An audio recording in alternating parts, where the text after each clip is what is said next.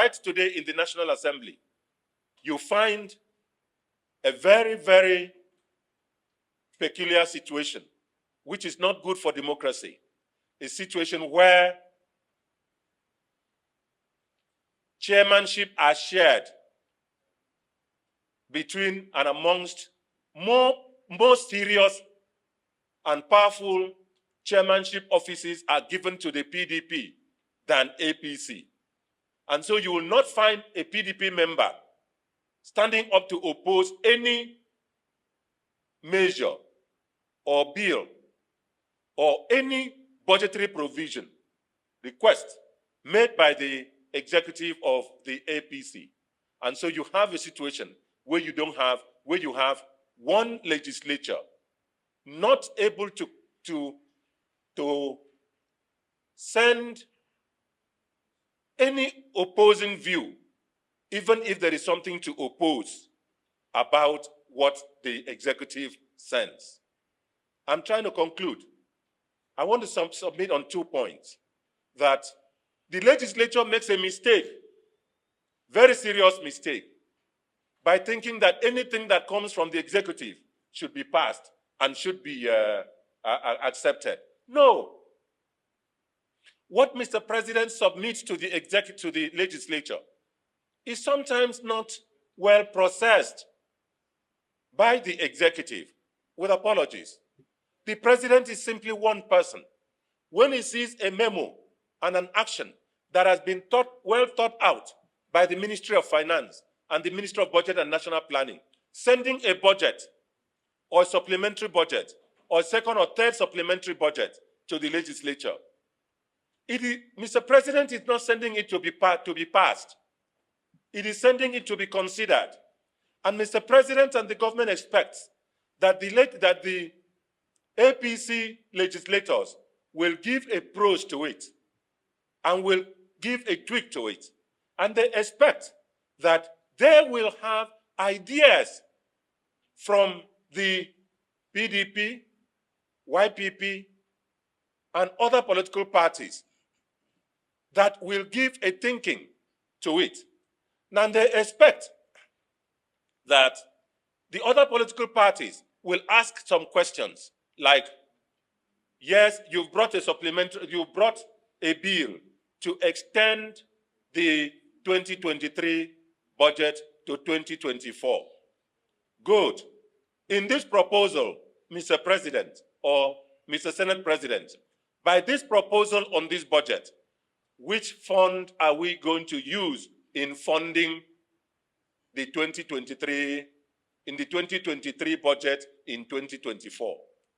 Are we using the money that we realized in 2023, which is and ought to form part of the carryover funds, unspent funds of 2023, in funding this 2023 extended appropriation to end in 2024 December? Third, Mr. President or Senate President, are we using the 2024 revenue in funding the 2023 extended budget to end in 2024? Mr. President or Senate President, if we use the 2024 revenue to fund extended 2023 budget, how will we fund the 2024 budget? Mr. President or Senate President, if as we are extending this budget, is the budget of 2023 still alive? And can we extend a budget which is dead, which had expired? Mr. President or Senate President, if we are extending this budget, what is the debt situation? How are we going to fund or pay the debt we are owing? Mr. President or Senate President, how much money are we realizing from oil and non-oil that we'll use in funding this budget? What is the revenue profile of this extended budget? These are questions that ought to generate and arise if we were having a kind of situation where the legislature and representation in government, the executive, is made up of persons of different political parties.